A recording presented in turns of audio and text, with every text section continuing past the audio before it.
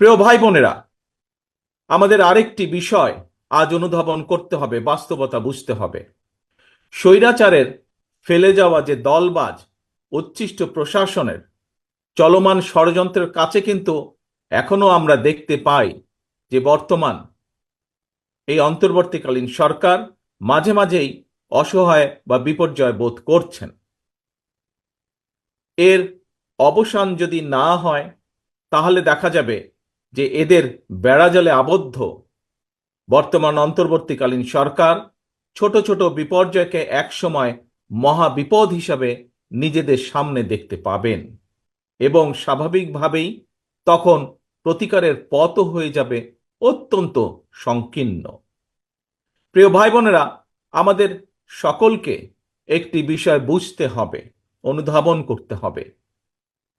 আমি মনে করি সমাজের সকল মানুষ, বিশেষ করে যারা গণতন্ত্রে বিশ্বাস করেন, মানুষের অধিকারে বিশ্বাস করেন, তারা সকলেই বুঝতে সক্ষম বৈদেশিক বিনিয়োগ, আন্তর্জাতিক বিশ্বের আস্থা, আন্তর্জাতিক সম্পর্ক, রাষ্ট্রের স্থিতিশীলতা, ব্যবসা বাণিজ্যে স্বস্তি, জনগণের নিরাপত্তা, দেশ এবং জনগণের যে উন্নয়নের ধারাবাহিকতা, তৃণমূল পর্যায়ে জনগণের নিরাপত্তা, প্রাত্যহিক সুবিধা সবকিছুই কিন্তু দিতে পারে একমাত্র জনগণ দ্বারা নির্বাচিত একটি সরকার।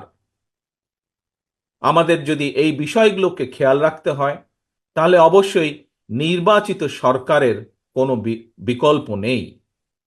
প্রিয় ভাই বোনেরা, আগস্টের যে মহাবিপ্লব, জনগণের যে সফলতা, তা আমাদের সামনে আরেকটি স্বাধীনতা এবং বিজয়ের বার্তাকে নিয়ে এসেছে। স্বৈরাচার পতনের এই মহা সমরে, এই যুদ্ধে বা এই আন্দোলনের সফলতা দেশের সর্বস্তরের মানুষ, রাজনৈতিক দল, ছাত্র জনতা, গৃহিণী, শ্রমিক সবার অবদানকে আমরা যদি মর্যাদা দিতে ব্যর্থ হই, কিংবা 17 বছর ধরে অবিরাম আন্দোলনে গুম খুন, হামলা মামলা আর নির্যাতনে পৃষ্ঠ লক্ষ লক্ষ রাজনৈতিক কর্মীর অবদানকে যদি আমরা যথাযথ মূল্যায়নে সমর্থ না হই, তাহলে ইতিহাস কিন্তু আমাদের কাউকেই ক্ষমা করবে না। কাজেই এই বিষয়গুলো অবশ্যই আমাদের বিবেচনায় রাখতে হবে।